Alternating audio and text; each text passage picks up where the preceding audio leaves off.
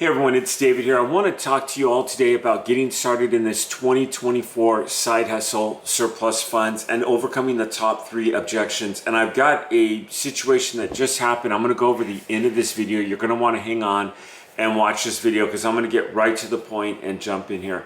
So the number one objection that I hear in the market is it's a saturated market, it's oversaturated. There are so many ways I can just throw that objection down. I got a woman paid last week and I showed it on the video where I took her the check and I personally handed her the check. So I went and I knocked on her door, and one of the questions I asked her is, did you know about these funds? And she said, I had no idea. People have funds that they don't even know they have. And I say this because there's over $50 billion of unclaimed funds out there in the United States right now in just tax and mortgage overages. And there's another 50 billion, actually it's estimated 70 billion with state unclaimed funds. So when people say that it's an oversaturated market, there's over $100 billion of unclaimed funds out there in the United States right now. There's no way the market is oversaturated. So I would just get rid of that objection right now. What you do need to do is learn how to find your list, how to locate the list, and how to research. I do have some other videos on that. If you haven't checked out my channel, I do show you how to jump in and how to find certain markets and areas and be able to come in and work those areas wherever it may be. And if you're working state unclaimed funds, tax overages, or mortgage overages. The second objection is it's either too hard, or I don't know how to do this, or it's not that explainable. So we give a lot of free trainings and a lot of information. You could jump on my website at surplusinstitute.online. I'm not here to just promote my website. I give a lot of free trainings on surplus funds and how to get started in certain areas. But what you have to do is you have to find your list. You have to find out where the auctions are happening. And you could look at that. Local newspapers, I know newspapers, I'm dating this, but most counties will go ahead, if not all, still put the auctions in a local paper. You can go ahead and Google that, look at that information, and find out where the auctions are happening. And it starts off by just watching them. So you're watching a property go up for foreclosure, and you see that it goes for over the asking price, and start asking questions. Well, hey, I noticed this property went up for $80,000. I know it sold for $120,000. What's happening with that $40,000? Start asking the clerk of the court, hey, by the way, do you have files on this? Start gathering your data and your information, finding it, and being able to gather this info so that you have it. So the second one is it takes a while to be able to research and get in your area. And you look at any area or anything that's happening, whatever business it is, it always takes a while to research it, get your data, and get your ducks in order. So you're going to have to do some research. I mean, it just is what it is. You're going to have to find it. But once you find it and once you locate it, it just falls into place. The third objection I've heard in this business is time. People say, hey, you know what? I work full time. I have a family. I just don't have the time to do it. So when I got involved in this business, I had a sacrifice unlike I ever had before.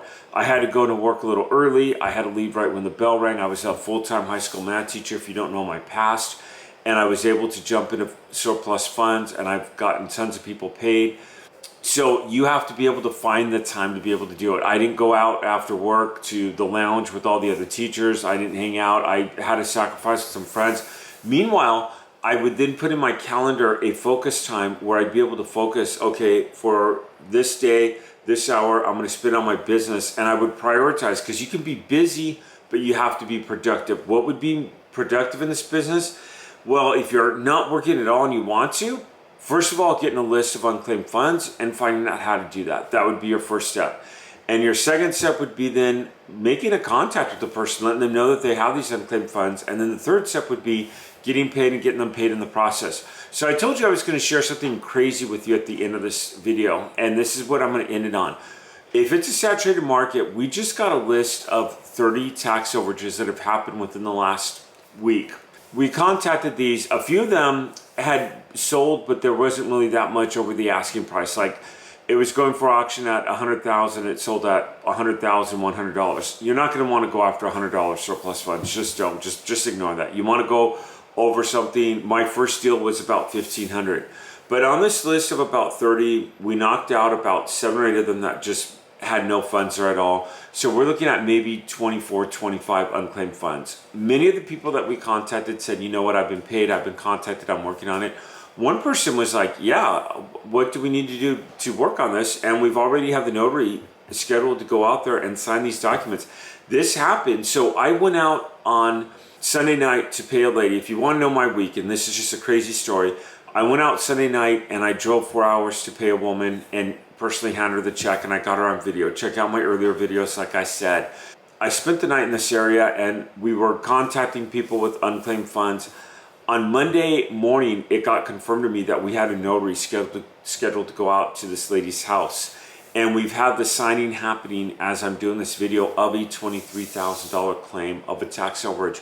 We will see about $7,500 from this tax overage. So if you think it's a saturated market, that's just one deal I've gotten off of one list by making contacts, vetting the leads, making contacts. This market's very doable. If you want to know more about this, one of the things I challenge you to do is to follow me, because I give a lot of information on this and how you can work this business. Would love to see you around. Thank you for watching, and I'll see you around.